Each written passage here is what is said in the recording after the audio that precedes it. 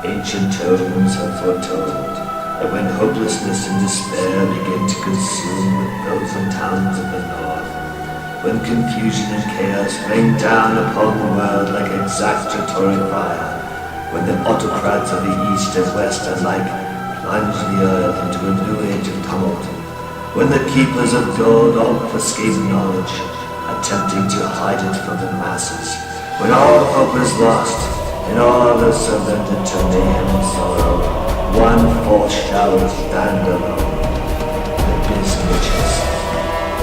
Led by impassioned warriors, Chuck, George, and Jared, they seek to reclaim the knowledge from the clutches of Osby and the BOC. Their group of revolutionaries shout their battle cry and charge towards the economic elite. We are the ones who will become rich off of our money. They bellow, their yawn, echoing over the mountains of old, rallying all those who are tired of tending the farms of the lords, cobbling the shoes of the rich, and borrowing money from the banks. Those who stand, shield to shield with their brothers and sisters, shall taste the glories of their victory, and will sing in their halls of triumph forevermore. Those who stand with the Biznitches shall build houses with their own money, shall retire to a life of peace with coffers filled with gold. They shall fight for the independence of finance, and if they shall win, they will never be slaves to another's terms of contract again. Biznitches, unite!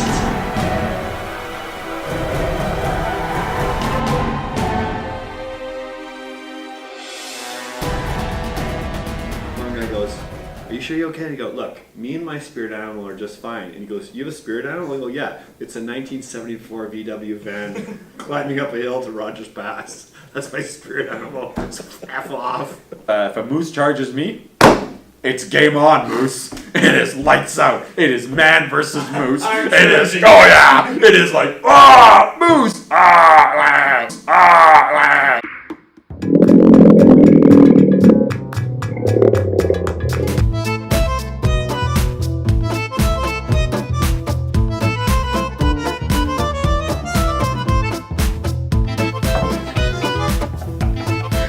Anyway, okay, bye-bye. Yeah, so welcome everybody to the Chieff's Financial Fools podcast. We're happy to have you. I'm Chuck.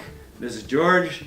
We are excited to be here today to help Canadians find a better financial footing. We have a lot to go over. First though, George, we are creating a community together, aren't we? Yes. A community of biznitches. Our podcast, the Chieff's Financial Fools. Chieffs actually stands for something. Yes, it does. And we spent a lot of time, probably 30 or 40 seconds, coming up with what Chieffs stands for. What does the Chief stand for, Chuck?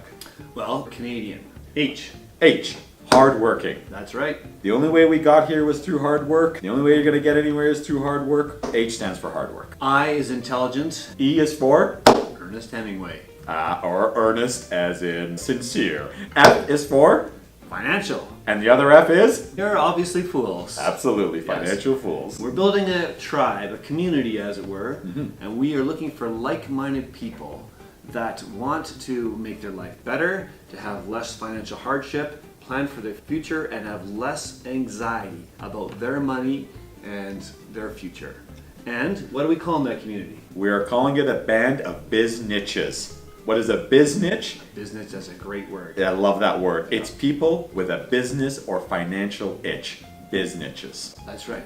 People that want to improve their situation and want to understand what's going on in their world, the Canadian world, the international world, and how to make their lives more simple financially. Absolutely. All right. So if that is what we are looking for, is that who we want to be associated with? What kind of person drives us crazy? Financial, let's just limit it. Many people drive us crazy. Good point. So we'll limit it to financial people. The financial douches is what we like to call them. That's right. Yes. What is a typical douche financial person? Well, there's many, but the one that drives me crazy is the arrogant, pretentious, technical a-hole that decides to make everything a complicated acronym or dissertation or a derivative of this or whatever, when really they're selling bonds or they're doing GICs, and they're making it so hard for the average Canadian to really understand what they're doing, suggesting products that are really stupid, complicated, and unnecessary. That's my favorite. Yes, Dickhead. Yes, the person that overcomplicates. Yeah, instead of the GIC, it's called a CD. It's like a compact disc. Yeah, How does this exactly, work? It's exactly. like, where is this all? But what are our two favorite acronyms that all these douches? There's another one. Oh, there's another one. There's another one that you mentioned, Oh, and our yeah. scribe as well. Oh yes. It's the status-seeking financial. Oh, my favorite. Oh, wait a minute. I believe you have a story for us. I do. I was at a conference. Yes? It was actually called a junket. It was my first junket, and it was quite remarkable. I didn't really like it, but it seemed to attract all the. No, I probably can't say that word. Yeah, It attracted a whole bunch of people that were really irritating. And one night at the final dinner, we're just had dinner and we're at the bar and we're gonna have one last round of drinks before we go into Vegas and hit the tables a little bit. Time out. The junket was in Vegas. Yeah, because it was Super Bowl.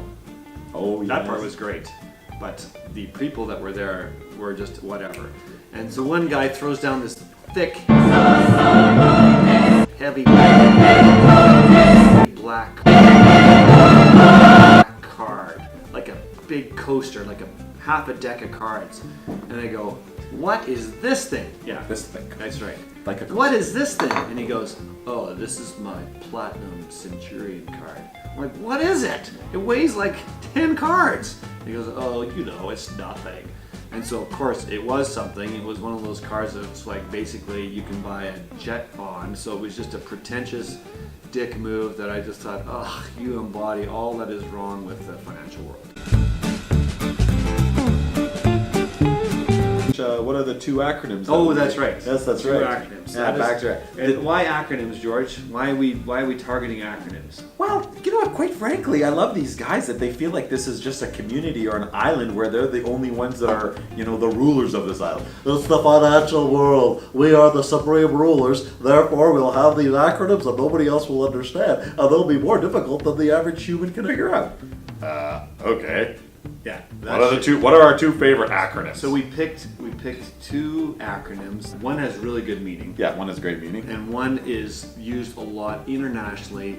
They throw it around the news programs all the time, and I'm probably like 6 to 10 people in the whole world actually know how they work.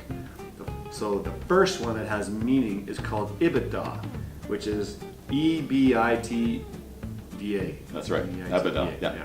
And that is Earnings before interest, taxes, depreciation, and amortization. All these el douches think that they're the only ones who can figure this acronym out.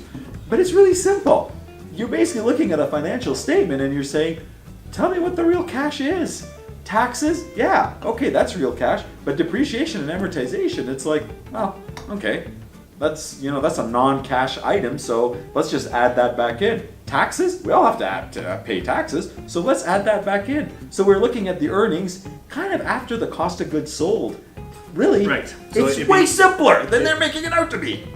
if you have your own business, or you're looking at a business, or you're looking at the statements of a company you want to invest in, then you will look at their financial statements. And on their financial statements, it'll say net income. Yes.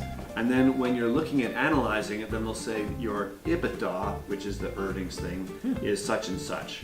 And that's how they one way of doing a rough valuation on a company. Yeah, exactly. It's really not that complicated. So don't get overwrought by that one. And don't get overwrought by any acronym. Another great acronym we love is the The LIBOR rate, which is the international one. And this one, I am not a financial graduate like George is, so I'm sure you had to study it. But this one, I was like, they always throw this around, so we looked it up. Well, the LIBOR, which George knew the acronym stood for. the London Interbank Offered Rate. That's right, the London Interbank Offered Rate, which they throw around in all the financial broadcasts, and it's the rate which different banks lend to each other Yeah. through an exchange in London. Exactly. And then if the rate is higher, what does that mean? Well, it's actually you're coming onto a very funny story. A few years ago, there was like a whole LIBOR fiasco where all the banks. It's kind of like a how does it? It's not. You're kind of self-reporting. You're saying this is what I can borrow at. Well, if you're basically saying you can borrow at a reduced rate, it means that you're really borrowing. You're like you're very credit-worthy. Okay, great. But the problem is that because it's self-reporting, El Duces were lying. Surprise, surprise. Oh yeah, I could borrow at 100 basis points. Why do you say 100 basis points? Why don't you say 1%? Who cares? Why do you have to be like that? But that's what they are. I don't borrow at 352 basis points. I borrow at 3.52%. It's very simple. Yes. So they throw around LIBOR because it reflects what all these 35 banking institutions are all lending to each other at overnight, and they're making it like it is like a bigger deal than it is. But it probably is not representative of anything for the common guy. Absolutely. The common Canadian human being, you know what? That it really means nothing in the big picture of things for the average Canadian. The average Canadian is probably way more concerned with Bank of Canada Prime and more importantly, not even the Bank of Canada overnight lending rate. The average Canadian is probably more concerned with the RBC just increased their prime lending rate by a quarter. Shit, what does that mean for me? It means like I'm gonna have to pay more. Well, this stinks. That's what it means. Yep, that's so right. who gives a shit about LIBOR? You care about the Bank of Canada prime rate.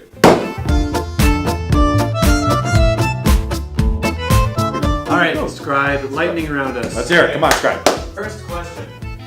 If charged by a moose, what is the appropriate response and how does one not die? Question clarification. Is there two of us or is there one of us? A single man. That's happened to me actually. I was charged by a moose in my youth, tree planting in the wilds of BC, and I did drop a deuce in my shorts because it was so scary.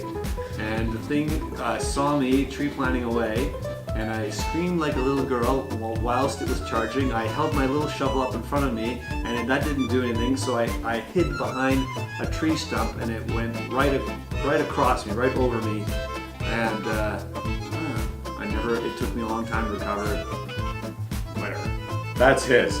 If a moose charges me, it's game on, moose. It is lights out. It is man versus moose. It is, oh yeah! It is like, moose! I'm like, that's it, exactly. It's all fours. It's like, oh, you want to do that stance, do you, moose? It's like, oh yeah, I'll bring it on, moose. I'm 20 and I want to start investing my money. What should I do with it? What kind of account should I put it in? Where should it go? All that. That's a great question. I think the best part of that question is that you want to start saving. That's right. That is 98% of the problem. If you have that, if you've solved so many things. I have a couple of suggestions. What would you suggest, Chuck?